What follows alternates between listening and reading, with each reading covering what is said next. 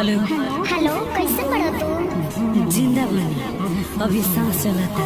अरे अरे तू नशा नहीं करे लगला? ये नशा तू ही तो दिले बाड़ी। ओहो, ये का पागलपंती वाला बात करत रहा?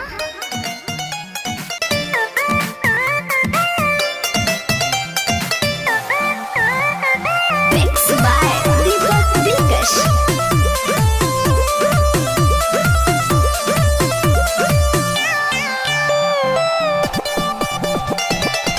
बोला कैसे रहत बाड़ा, कैसे तू सहत बाड़ा, दर्द जुदाई जानू कुछ न कहत बाड़ा।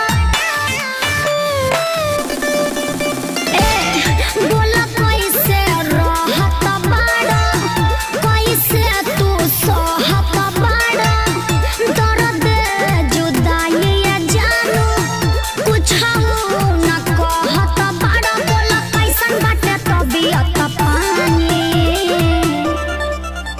आज फाटल करे जवा के हम सियत बनी, आज पियत बनी तब जियत बनी। अरे ऐसे मत करो।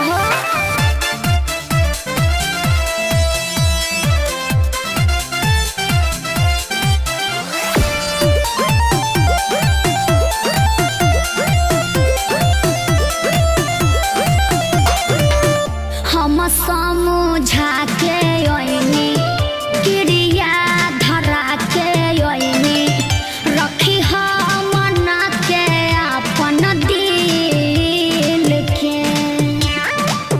देखो, होश मत खो। धोखा देलू प्यार में तू, का करी? गइलू ससुरार में तू, अरे ना हो। पूछतारू कैसन बनी हो। अरे इतना काहे खिसियात बाड़ा? काहे करेला शरीरिया के हानि? और फाटल करे जवा के हम सियत बनी, काहेला? और पियत बनी तब जियत बनी। अरे ठीक नहीं खे।